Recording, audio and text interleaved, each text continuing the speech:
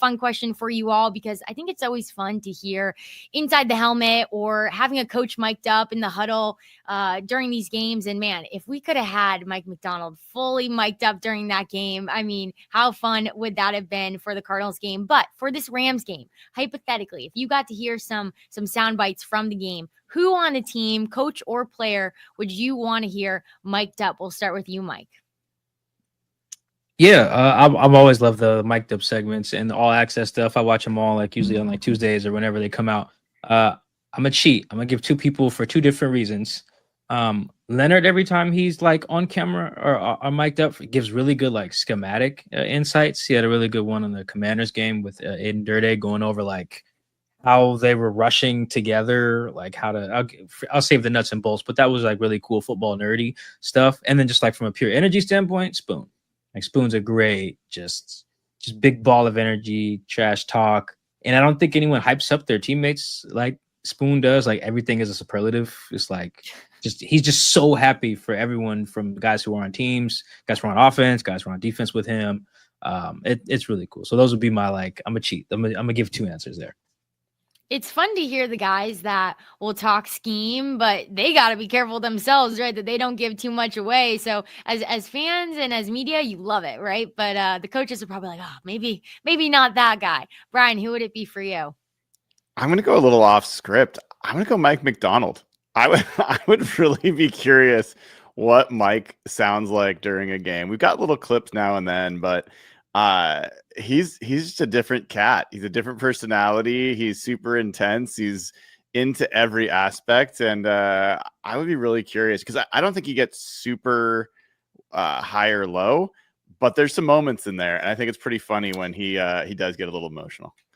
I love that too. I was talking to you, Brian, a little bit off air before, just about Mike Vrabel in Boston. And that's a guy who they've actually mic'd up a ton, in the Patriots will post clips of him in game. And it's really cool to see how he'll go up to players who, like Hunter Henry will score a touchdown. He'll like, hey, it was Pop Douglas who actually had the block for you. Like, make sure you go say something to him. And I think it shows, even in a 10-second soundbite, it shows you so much about what's even on the forefront of his mind as a coach, right? Like in the moment for him to be saying that. So I love the coaching perspective as well. Rob, who would it be for you?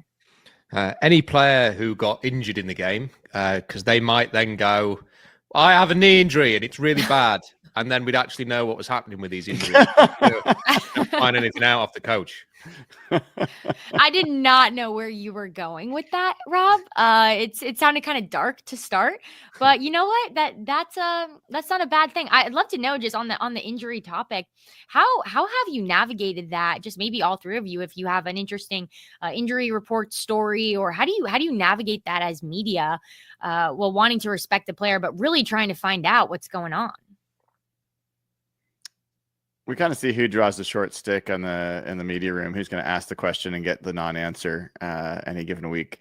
Mike's pretty good at it. Like Mike will come up there and he'll follow up. Greg Bell will follow up a little bit as well.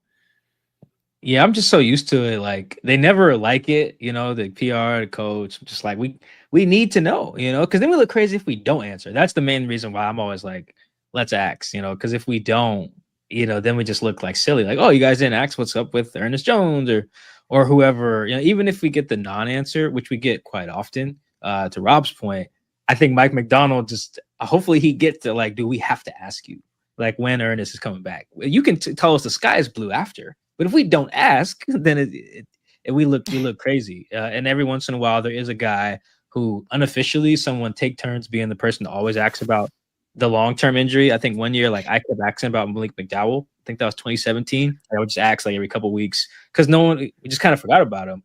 This year, Brian always remembers to ask about Riley Mills. In the past, Curtis Crabtree's been good at that. It'll be like someone we've completely forgot about exists. Like, hey, how's who blew their Achilles not too long ago? Brian Monet, I think, was like really hurt, and for a while we're just like, no one asked. And then here's Curtis Crabtree, like, hey, any update? And people be like, no. And his eyes would be like, I forgot he existed. Which it's kind of funny. This year, the other one is who's the other one, Brian? That we just not Hankins.